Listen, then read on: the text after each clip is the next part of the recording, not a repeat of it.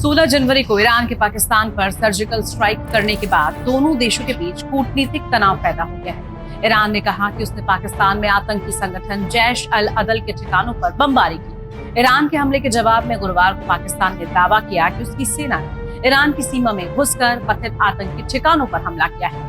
पाकिस्तान के विदेश मंत्रालय के प्रवक्ता ने कहा कि पाकिस्तानी सेना ने गुरुवार को सवेरे मार्गबार समाचार नाम का अभियान चलाया और उन आतंकियों को निशाना बनाया जिन्होंने ईरान में शरण ली है। ईरान के हमले के बाद पाकिस्तान ने 17 जनवरी को तेहरान से अपने राजदूत को वापस बुला लिया और ईरान के राजदूत को देश छोड़ने के लिए कह दिया गया। वहीं हमले को लेकर ईरान ने भी साफ कर दिया है कि उसके नागरिकों के खिलाफ आतंकी कार्रवाई पर देश की प्रतिक्रिया निर्णायक और सख्त होगी। दोनों देशों के बीच वार प्रतिवार से साफ पता चल रहा है कि दोनों देशों में तनाव काफी बढ़ चुका है।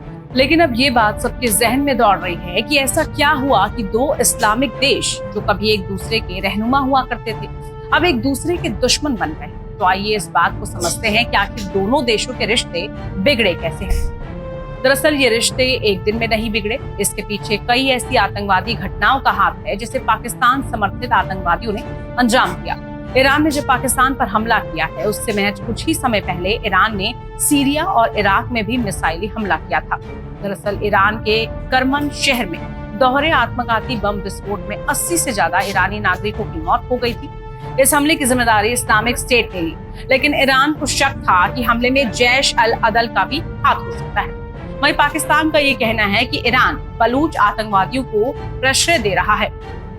पाकिस्तान का दावा रहा है कि ईरान का गैर प्रशासित इलाका आतंकियों का पनाहगार रहा है।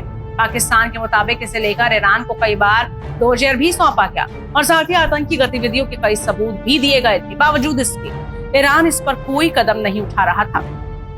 हालांकि इतिहास में देखिए तो ईरान और पाकिस्तान के रिश्ते शुरुआत से अच्छे रहे। 14 अगस्त 1947 को जब पाकिस्तान नया देश बना तो ईरान ही वो ऐसा देश था जिसने सबसे पहले उसे मान्यता दी। ईरान वो देश भी रहा जहां विदेश में पाकिस्तान का पहला दूतावास खोला गया। दोनों देशों के बीच ऊर्जा, सीमा और व्यापार को लेकर भी रिश्ते काफी अच्छे रहे। वहीं रक्षा क्षेत्र में भी दोनों ने आपसी सहयोग किया है। भारत और पाकिस्तान के बीच 1965 का युद्ध हुआ जिसमें पाकिस्तान को हार का सामना करना पड़ा।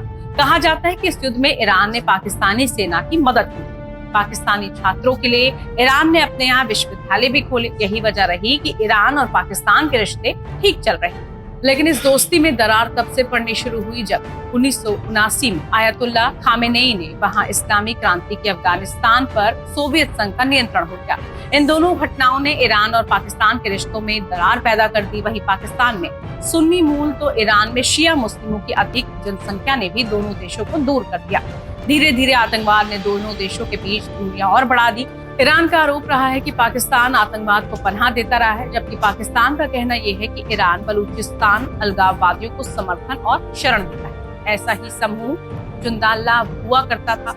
इस आतंकवादी संगठन के नेता को 2010 में ईरान में फांसी दे दी गई। जैश अल अदल संगठन ईरान के दक्षिण पूर्वी प्रांत सिस्तान बलूचिस्तान में सक्रिय है। दावा किया जाता है कि इस गुट ने पिछले कुछ सालों में ईरानी सुरक्षा बलों पर कई हमले किए। कह सकते हैं कि पाकिस्तान और ईरान ने दोनों ने एक दूसरे पर हवाई हमले करके मिडिल ईस्ट में तनाव बढ़ा दिया है और तनाव ये कब खत्म होगा फिलहाल कुछ कहा नहीं जा सकता।